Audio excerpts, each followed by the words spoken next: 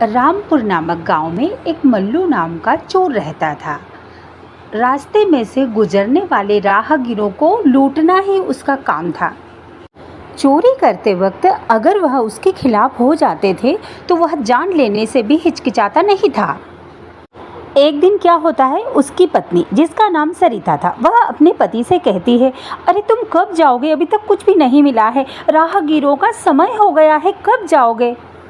अगर दोपहरी हो गई तो फिर कोई नहीं मिलेगा। तुम्हें गए हुए 3 दिन हो गए हैं और सुबह सुबह सभी निकलते हैं, दोपहरी में तुम्हें कोई भी नजर नहीं आएगा। मल्लू कहता है, अरे भाई जा रहा हूँ, अभी 3 दिन ही तो हुए हैं और चोरी करने से तुम्हारा क्या मतलब है? पिछली बार लोग हमें समझ गए थे और फिर इस रास्ते से निकलने में डरने लगे थे, फिर हमें कितनी तकलीफ हुई थी। इसीलिए शांति रखो, कुछ समय के बाद लोग इस घटना को भूल जाएंगे और फिर से निकलने लगेंगे। मुझे यह सब देखकर ही चोरी करनी पड़ेगी, लेकिन जाने से पहले मुझे कुछ खाना है, मुझे कुछ खाने का तो दे दो। उसकी पत्नी सरिता कहती है, हाँ हाँ खाने को देती हूँ बाबा, लेकिन तुम जाओ तो खाना खा लो और जाओ जल्दी से, कुछ लेकर आओ। ये लो खाना, तुम्हारा खाना मैंने बांध दिया है, इसे लेकर जल्दी जाओ और कुछ लेकर आओ। मल्लू कहता है, तुम्हें मेरे साथ चलना है कि नहीं चलना है? तब सरिता कहती है, हाँ हाँ जब भी मैं तुम्हारे साथ चलती हूँ तब जरूर कुछ न कुछ अच्छा ही होता है। तुम हमेशा सकुशल लौट आते हो। मैं कई दिनों से हीरो का हार मांग रही हूँ, तुमने अभी तक लाकर नहीं दिया। इस बार मेरे लिए हीरे का हार लेकर आना। अरे मैं हीरे का हार थोड़ी बनाता हूँ, मुझे ऐसे लोग भी तो मिलना चाहिए जो हीरे के हार पहनते हैं। यह कहकर मल्लू चोर निकल पड़ता है, अपने घर से हाथों में रोटी लिए हुए चोरी करने के लिए निकल जाता है और वह वहाँ पर एक पेड़ के नीचे छुपकर बैठ जाता है। अरे चाचा आप ध्यान से जाइएगा, यहाँ चोर बहुत है, जरा ध्यान से जाइएगा, अपना ख्याल रखिएगा। आप इतने सारे रुपए लेकर जा रहे हैं, अपना भी ख्याल रखिए और रुपयों का भी ध्यान रखिएगा। ठीक है बेटा, यह रास्ता मेरे लिए कोई नया रास्ता नहीं है। मैं इस रास्ते पर कितनी बार आया हूँ और कितनी ही बार गया हूँ, ठीक है ना? चलो ठीक है चलता हूँ, तुम अपना ख्याल रखना। आप मुझे अपने साथ नहीं ले जाएंगे तो कैसे चलेगा? मुझे साथ ले चलिए ना। मैंने सुना था चाचा कि 3 दिन पहले यमुनापुर के रास्ते में चोरी हो गई थी, इसीलिए कह रहा हूँ मुझे साथ ले चलिए। अच्छा ठीक है, नहीं ले जाना चाहते तो अपना ख्याल रखना चाचा, अच्छे से जाना, आराम से जाना और अपना ख्याल रखना। यह बोलकर राजू निकल पड़ता है। मल्लू जो पेड़ के नीचे छुपकर राहगीरों का रास्ता देख रहा था, वह देखता है कि सामने से कोई चला आ रहा है और वह पेड़ के नीचे से निकल जाता है। जैसे ही राजू को देखता है और चाकू निकाल लेता है और कहता है, ए जो कीमती सामान है वो मुझे दे दो और जो धन तुम्हारे पास है वो भी मुझे दे दो, नहीं तो तुम्हें अपनी जान से हाथ धोना पड़ेगा। चाकू दिखाकर इस तरह से वह मल्लू राजू को डराता है। अरे भाई नहीं, मुझे छोड़ दो, मुझे जाने दो, मेरे पास तो ज़्यादा पैसे भी नहीं हैं। मेरे जैसे गरीब आदमी के पास कितना पैसा होगा भाई, मुझे जाने दो। तब मल्लू कहता है, ये तुम्हारे बैग में क्या है? क्या रखा है बैग में? क्या लेकर जा रहे हो? अच्छा ठीक है, ये जो तुम्हारा बैग है इसे मुझे दिखाओ, मुझे दो, मैं देखना चाहता हूँ इसमें। तब राजू कहता है, अरे भाई इसमें तो खाना रखा है, रास्ते में खाना खाऊंगा ना, भूख लगेगी तो, इसीलिए इस बैग में खाना लेकर चल रहा हूँ और कुछ नहीं है मेरे पास। अरे ए झूठ मत कहो, मैं उस बैग की बात कर रहा हूँ जो तुमने छिपा कर रखा है पीछे, वो बैग दिखाओ मुझे। वो बैग चाहिए मुझे जो तुमने पीछे छिपा कर रखे हैं, उस बैग में पैसे हैं, मुझे वो बैग चाहिए, जल्दी से वो बैग बाहर निकालो। राजू कहता है, नहीं भैया, मेरे पास तो कुछ भी नहीं है, मेरे पास तो सिर्फ ये खाने का ही बैग है। वो कहता है, मल्लू चोर की नहीं चाहिए मुझे तुम्हारे ये खाने वाला बैग, मुझे तो धन वाला बैग चाहिए, जिस बैग में तुमने रुपए छिपा कर रखे हैं वही बैग मुझे दो लाकर। अरे भाई मैंने कहा ना, मुझे जाने दीजिए, मेरे पास कोई बैग वैग नहीं है। मल्लू कहता है, तुम इतनी आसानी से नहीं मानोगे और चाकू निकाल लेता है। पैसे दे दो वरना। इस तरह से कहकर मल्लू चोर ने राजू के हाथ में से वह पैसे की पोटली छीन ली। क्या बात है, बहुत पैसे हैं तुम्हारे पास तो। इस बैग में तो इतने रुपए हैं और तुम मुझसे झूठ बोल रहे थे कि मेरे पास तो पैसे ही नहीं हैं, मैं तो गरीब आदमी हूँ। तुमने झूठ बोला है, इस वजह से मुझे तुमको चाकू मारना पड़ेगा। अरे नहीं भाई, सुनो, ये रुपए तो मैंने कर्ज लिया है। मेरी बेटी की शादी है भाई, उसकी शादी है, इस वजह से मैंने पड़ोस के गांव से ये पैसे कर्ज में उधार लिए हैं। अगर तुम मुझे मार दोगे और ये रुपए नहीं दोगे तो मेरी बेटी की शादी कैसे होगी भाई? तुम झूठ बोल रहे हो। बेटी की शादी की बात करोगे तो मैं तुम्हें यहाँ से जाने दूंगा, यही सोचकर मुझसे झूठ बोल रहे हो ना? नहीं नहीं, मैं तुम्हें यहाँ से जाने नहीं दूंगा। मेरी बात सुनो भाई, मुझे ये पैसे दे दो, मेरी बेटी की शादी रुक जाएगी। भाई ऐसा मत करो, मुझे ये पैसे दे दो, मुझे मेरी बेटी की शादी के लिए ये पैसे चाहिए। मल्लू चोर कहता है, बस बस तुम चले जाओ यहाँ से, अगर नहीं जाओगे तो चाकू अपना काम करके दिखाएगा। अरे भाई, ये पैसे मुझे दे दो ना, नहीं तो मेरा पूरा परिवार सड़क पे आ जाएगा। भाई मुझे दे दो पैसे। मल्लू चोर कहता है, तुम ऐसे नहीं मानोगे, तुम ऐसे बिल्कुल नहीं मानोगे। ठीक है, मैं समझ गया, तुम ऐसे नहीं समझोगे, तुम्हें चाकू से ही समझाना पड़ेगा। और मल्लू चाकू निकाल कर राजू को डराने लगता है। राजू से कहता है कि मैं तुम्हें चाकू घोंप दूंगा अगर तुम यहाँ से चुपचाप नहीं चले जाओगे तो। बेचारा राजू चुपचाप वहाँ से चाकू के डर से चला जाता है और ना ही पैसे के बारे में कुछ कहता है। मल्लू के पिताजी कहते हैं, अरे मल्लू, आज क्या तुम जंगल में गए थे? हाँ पिताजी, आज मैं जंगल में गया था। लगता है मल्लू बेटा, आज तो बहुत पैसे मिले हैं तुमको। मल्लू कहता है, हाँ पिताजी, आज तो मोटी रकम हाथ लगी है मेरे। एक ऐसा आदमी मिला पिताजी जिसकी बेटी की शादी थी, उसका सारा धन छीन कर मैं ले आया हूँ। मल्लू के पिताजी कहते हैं, अरे बेटा, तुम क्यों लोगों को परेशान करते हो? जीने दो लोगों को, मत किया करो परेशान लोगों को। अरे बेटा, किसी की बेटी की शादी के पैसे तुमने चुरा लिए, ये तो बहुत बुरी बात है मल्लू। लेकिन मल्लू कहता है, पिताजी, जब आपने मुझे चोरी करने की शिक्षा दी थी तब क्या वो बात बुरी नहीं थी? आप भी तो चोरी करते हैं पिताजी। जब आप चोरी करते हैं तो क्या आपको ऐसा नहीं लगता कि आपने बुरा काम किया है? यहाँ चले आए हैं मुझे सबक सिखाने के लिए। जाइए जाइए पिताजी, अपना काम कीजिए और आज के बाद मुझे मत कीजिए, मत टोका कीजिए आप। अरे मल्लू, मुझे पछतावा हुआ था, तभी तो मैंने इस काम को बंद कर दिया। अब मैं चाहता हूँ कि तुम भी इस काम को बंद कर दो। ये काम गलत है, अच्छा नहीं है, और मैंने इसीलिए इस काम को बंद कर दिया। अब तुम भी इस काम को छोड़ दो। कुछ भी तुम्हारे पास है उसी से अपना गुजारा करो बेटा। वो पैसा तुम्हारे पास है, उससे तुम खेत और ज़मीन ले सकते हो और उससे अच्छे से अपना जीवन चला सकते हो।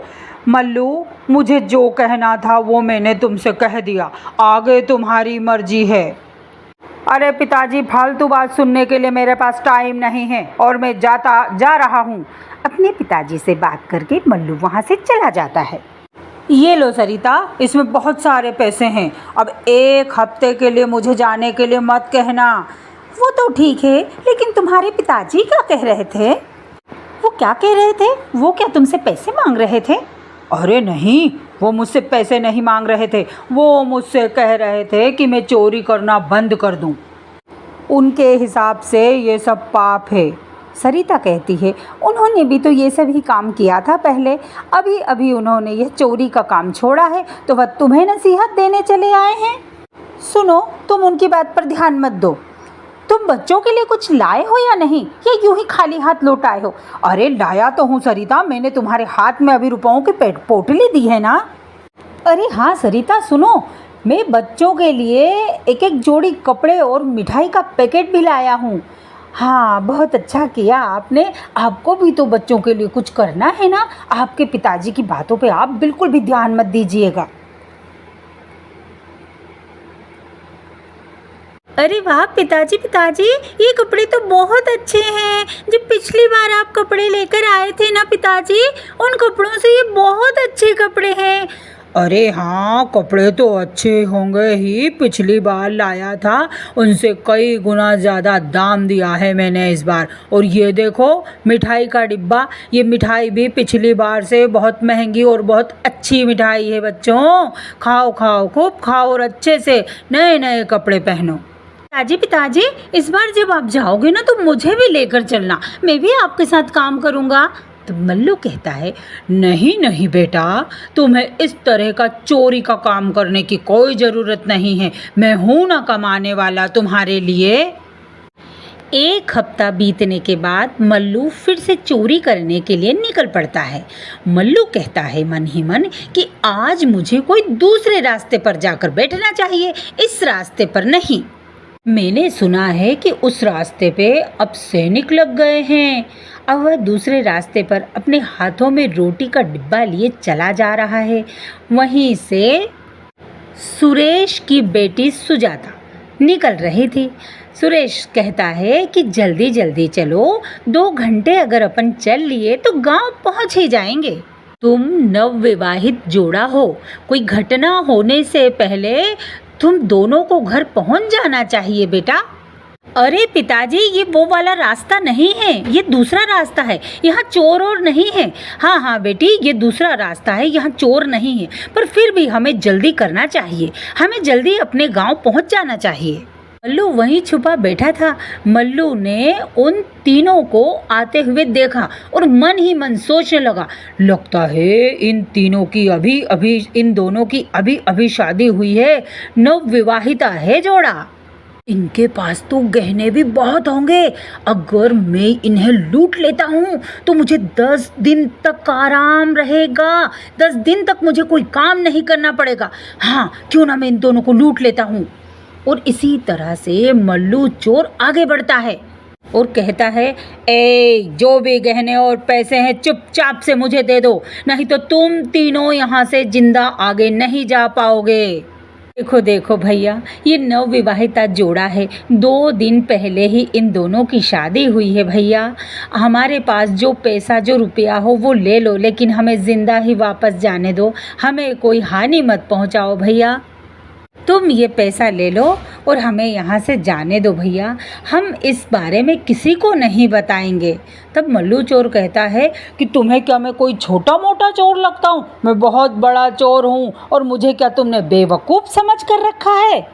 मुझे रुपयों के साथ सारे गहने भी चाहिए, वरना तुम्हें पता ही है कि इस रास्ते पे कितने लोगों ने अपनी जान गंवाई है।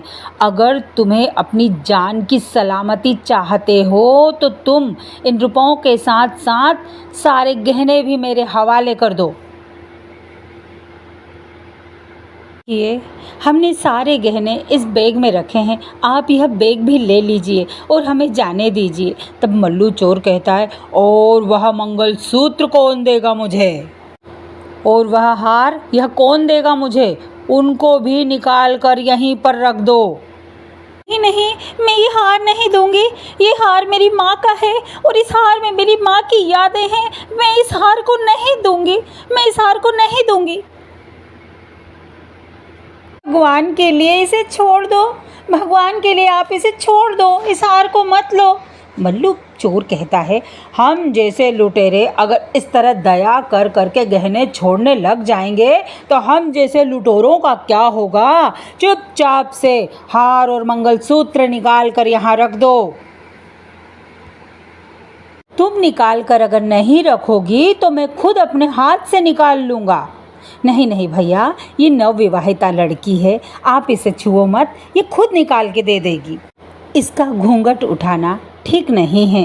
अच्छा, तो तुम लोग ऐसे नहीं समझोगे, लगता है मुझे चाकू से ही समझाना पड़ेगा। और मल्लू चोर चाकू निकाल लेता है और चाकू से उन्हें डराने लगता है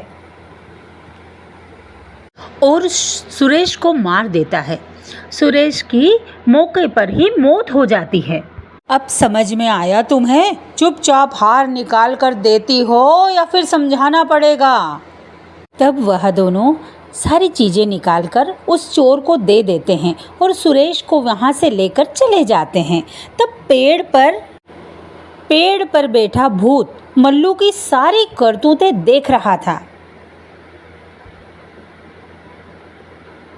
जब वह दोनों सुरेश को लेकर वहाँ से चले जाते हैं तब भूत पेड़ पे से नीचे उतरकर उस मल्लू चोर से कहता है, हे मल्लू, आज का दिन तुम्हारे लिए बहुत अच्छा है। तुम्हें पैसे और जेवर के साथ तुमने एक आदमी की जान भी ले ली। शायद आज का दिन तुम्हारे लिए अच्छा नहीं है मल्लू चोर। तब मल्लू चोर कहता है, तुम्हें क्या मतलब है इन सब से? तुम जाओ अपना काम करो। तुम होते कौन हो मुझे समझाने वाले? मैं किसी भूत ऊत से डरता नहीं हूँ, ये मत समझना कि मैं तुमसे डर जाऊँगा। तब भूत कहता है, मल्लू, मैं डराने वाला भूत नहीं हूँ, मैं भी एक बुद्धिमान भूत हूँ, तभी तो तुम्हें समझा रहा हूँ। मल्लू, मुझे तुम एक बात बताओ, तुम राहगीरों से हार, पैसे और जेवर क्यों चुरा लेते हो? मुझे बताओ ये बात। तब मल्लू चोर कहता है कि मैं हार, जेवर, पैसे क्यों चुराता हूँ ये तुम्हें बताऊँगा क्या? ठीक है भाई, बताता हूँ तुम्हें। मैं ये चोरी इसलिए करता हूँ ताकि मेरे बच्चे और मेरी पत्नी सब अच्छे से रहें, उन्हें कोई दिक्कत नहीं हो, मेरे घर में कोई पैसे की परेशानी ना हो। तब वह भूत कहता है कि ठीक है मल्लू चोर, ठीक है, तुमने पैसे और जेवर के लिए एक भले आदमी की जान ले ली। क्या तुम उन्हें इतना प्यार करते हो? तब मल्लू चोर कहता है, हाँ भाई, मैं तो उनसे जान से भी ज़्यादा प्यार करता हूँ। हाँ, मैं जो भी करता हूँ उन्हीं के लिए करता हूँ। मेरी पत्नी कई दिनों से हीरों का हार मांग रही थी, जो हार मुझे आज मिला है। आज जब वो हीरो का हार देखेगी तो खुशी के मारे उसका चेहरा खिल उठेगा। तब भूत कहता है, अरे वाह, तुम्हें अपनी पत्नी को खुश करने के लिए इतने सारे पाप करने पड़ते हैं क्या? पाप तुम करते हो, तुम्हें इन सारे पापों की सजा भुगतनी पड़ेगी मल्लू। तब मल्लू चोर कहता है, अरे जाओ, पाप पुण्य कुछ नहीं होता, नहीं मानता मैं इन चीज़ों को। तब भूत कहता है, अरे हर पाप की कोई ना कोई सज़ा होती है, तुम्हें हर पाप की सज़ा चुकानी ही पड़ेगी। पाप और पुण्य कुछ नहीं होता, जो आज मुझे मिला है वह मेरा है, बस इसके सिवा मैं कुछ नहीं समझता हूँ। तब भूत कहता है, अरे मल्लू, पहले मैं भी तुम्हारी ही तरह समझता था, मैं भी यही समझता रहा सारी उम्र। पिछले जन्म में मैं भी चोर और डाकू ही था। मैं पाप और पुण्य से नहीं डरता था, मैं बहुत पाप किया करता था, चोरी डकैती किया करता था, लेकिन देखो आज मेरा क्या हाल हो गया है। देखो, इस हाल से मुझे हज़ारों साल तक मुक्ति नहीं मिल पाएगी और मैं इसी सज़ा में भुगतता रहूँगा। इसीलिए मैं कहता हूँ मल्लू, तुम भी ये पाप का काम छोड़ दो, बंद कर दो ये पाप का काम। मैंने अनुभव किया है इस चीज़ का, इसीलिए तुम्हें बता रहा हूँ, तुम सुधर जाओ, मत करो ये काम। तब मल्लू पहलवान कहता है, अरे नहीं, मैं कैसे सुधर सकता हूँ और मैं कैसे इस काम को छोड़ दूँ? अगर मैं चोरी करना छोड़ दूँगा तो मेरी पत्नी और मेरे बच्चे तो परेशान हो जाएंगे। मैं कैसे अपना घर चलाऊँगा? मैं कैसे उन्हें खुश रख पाऊँगा? कैसे खुशी दे पाऊँगा मैं मेरी पत्नी को और बच्चों को? इसलिए मैं इस चोरी के काम को नहीं छोड़ूँगा। मुझे चोरी करने के अलावा तो कोई काम आता ही नहीं, मैं क्या कर सकता हूँ? मुझे चोरी ही करना है। अच्छा, तुम अपनी पत्नी और बच्चों के लिए सब काम करते हो? ये सारा काम, सारा पाप अपने पत्नी और बच्चों के लिए ही कर रहे हो तुम? तो सुनो मेरी एक बात, तुम इन चोरी के गहने और पैसों के साथ अपने पाप भी उनके साथ बांट कर देखो। अगर वह तुम्हारे पाप के हिस्सेदार भी बन जाते हैं तो तुम उनके लिए निसंकोच चोरी किया करना। अगर वह यह कह देते हैं कि हम इन पैसों और गहनों के साथ साथ तुम्हारे पाप में भी सम्मिलित है, तो तुम जान जाना कि वो तुम्हारे सच्चे साथी है और अगर वह मना कर दे तो फिर मेरे पास आना। लेकिन मुझे पूरा भरोसा है कि वह तुम्हारे पाप को स्वीकार करने से मना कर देंगे। अगर नहीं मानो तो जाकर आजमा लो, पूछ लो तुम्हारी पत्नी और बच्चों से। तब मल्लू चोर कहता है, अरे नहीं नहीं, मुझे अपनी पत्नी के ऊपर पूरा भरोसा है, वो मना कर ही नहीं सकती है। अगर तुम पाप की बात स्वीकार करने के लिए कह रहे हो तो मैं जाता हूँ अपनी पत्नी बच्चों के पास, वह मेरे लिए कुछ भी कर सकते हैं। मैं अभी जाता हूँ और अभी पूछ कर आता हूँ। मल्लू पहलवान अपने घर जाता है और अपनी पत्नी और बच्चों के पास जाकर वह पहले अपनी पत्नी के पास जाता है और कहता है, ये लो सरिता, इसमें हार गहने हैं और इसमें पैसे हैं। यह कहकर उसके हाथ में वह चोरी किया हुआ सारा धन उसके हाथ में रख देता है। अब महीनों तक चोरी करने जाने की कोई ज़रूरत नहीं है। सरिता कहती है, अरे वाह, आप कितने अच्छे हैं। मैं जब भी जो भी कोई भी चीज़ मांगती हूँ हमेशा लाकर मुझे दे देते हो। मैंने कब से कहा था कि मुझे हीरे का हार चाहिए और आज तुमने यह हार लाकर मुझे दे दिया। मैं कितने खुश हूँ। मेरी बहुत सालों से तमन्ना थी इस हार को पहनने की। मैं इसीलिए पसंद करती हूँ, मैं तुम्हें बहुत पसंद करती हूँ। अरे सरिता, तुम्हें इन सब की कोई ज़रूरत नहीं है। मैं अब तुमसे एक बात पूछना चाहता हूँ। हाँ हाँ पूछो, मैं तुम्हारे लिए कुछ भी कर सकती हूँ, कुछ भी करूँगी मैं तुम्हारे लिए। बोलो बोलो, मुझे क्या करना है तुम्हारे लिए? मुझे ये सब लाने के लिए बहुत पाप करना पड़ता है, बहुत कुछ करना पड़ता है। आज मैंने इस हार को लाने के लिए एक आदमी की जान ले ली, तब जाकर कहीं ये हार और ये पैसे और ये गहने आए हैं। मैंने बहुत पाप किए हैं। तो क्या तुम इन पापों को साझा करना चाहोगी? अरे ये क्या कह रहे हैं आप? हम जो भी कुछ मांगे उसे लाकर देना आपकी जिम्मेदारी है। आप पति हो हमारे, आप पति हो मेरे। आप कहीं से लाओ, पाप करो या पाप ना करो, पुण्य से लाओ, आप जो भी कुछ करो उससे हमें क्या करना। हमें तो जो सामान चाहिए वो हम आपसे मांगते हैं और आप हमें लाकर देते हो। अब आप कैसे लाकर देते हो ये आपकी जिम्मेदारी, हमारी इसमें कोई जिम्मेदारी नहीं है। सारे पाप तो तुमने किए हैं, मैंने कहाँ किए हैं। अब जो भी पाप तुमने किए हैं वो सब तुम्हारे पाप हैं। तुम उनको मेरे साथ साझा करना चाहते हो? नहीं, ये नहीं हो सकता। जो पाप तुमने किए हैं उस पाप का प्रायश्चित भी तुमको ही करना पड़ेगा, हमें नहीं। मैं नरक में नहीं जाऊंगी। क्या बात है माँ, ये पाप क्या होता है? बेटा, पाप का मतलब होता है तुम्हारे पिता की चोरी और डकैती और दूसरे लोगों की मेहनत की कमाई उनसे छीन लाना। इसी को पाप कहते हैं बेटा, जो तुम्हारे पिताजी रात दिन करते हैं। अगर तुम ये पाप करते हो तो तुम्हें इसकी सज़ा बहुत कठोर मिलेगी। तुम्हें नरक में जाना पड़ेगा, नरक में रहना पड़ेगा। क्या माँ, इसकी सज़ा नरक में मिलती है? हाँ बेटा, इसकी सज़ा नरक में मिलती है। अब तुम्हारे पिताजी ने इतने सारे पाप किए हैं तो उन्हें सज़ा तो भोगनी पड़ेगी। बेटा, क्या तुम अपने पिता के कुछ पापों को बांटना चाहते हो? बांटोगे? नहीं माँ, मुझे ये पाप की सज़ा नहीं चाहिए, मुझे भी नरक में नहीं जाना। मैं नहीं बांटूंगा पिताजी का कोई भी पाप। देखा, बच्चों ने भी मना कर दिया है। हम तुम्हारे कोई भी पाप नहीं बांटेंगे, नहीं साझा करेंगे। जो पाप तुमने किए हैं उनकी सज़ा भी सिर्फ तुम ही को उठानी पड़ेगी। हमें तुम्हारे पाप से कोई लेना देना नहीं। ये तो तुम्हारा धर्म है पत्नी और बच्चों को खुश रखने का। हम भी चाहते हैं कि तुम कोई अच्छा काम करो। यह बात सुनकर मल्लू वापस उस भूत के पास चला जाता है।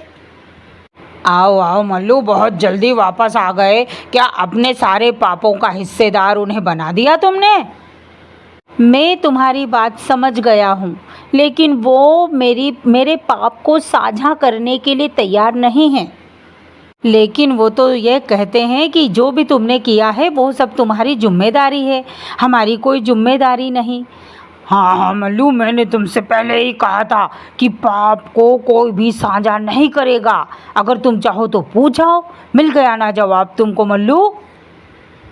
लेकिन अब मैं क्या कर सकता हूँ, मुझे इन पापों से तो कभी मुक्ति नहीं मिल पाएगी, जो इतने पाप जो मैंने किए हैं। हाँ, लेकिन तुम्हें इन सारे पापों को सबसे पहले छोड़ना पड़ेगा। तुम एक काम करो, तुम्हारे पास जो भी कुछ है उससे तुम अच्छा काम करो, दान दक्षिणा दो, जितना हो सके अच्छे अच्छे काम करो, उनसे तुम्हारे पाप धीरे धीरे कम होने लगेंगे। ठीक है, मैं यही करता हूँ। मेरी आंखें खोलने के लिए शुक्रिया, मैं अब ये चोरी कभी नहीं करूँगा। मल्लू उस दिन के बाद से कभी भी चोरी नहीं करने लगा। चोरी करना उसने बंद कर दिया और मल्लू की आंखें हमेशा के लिए उस दिन से खुल गई कि मुझे अब कभी भी पाप नहीं करना चाहिए। मल्लू अपना शेष जीवन अच्छे कार्यों में लगाकर बिताने लगा। अगर आपको हमारी कहानी पसंद आई तो चैनल को सब्सक्राइब करके वीडियो को लाइक करना न भूलें। कमेंट्स में जय श्री कृष्णा जरूर लिखें।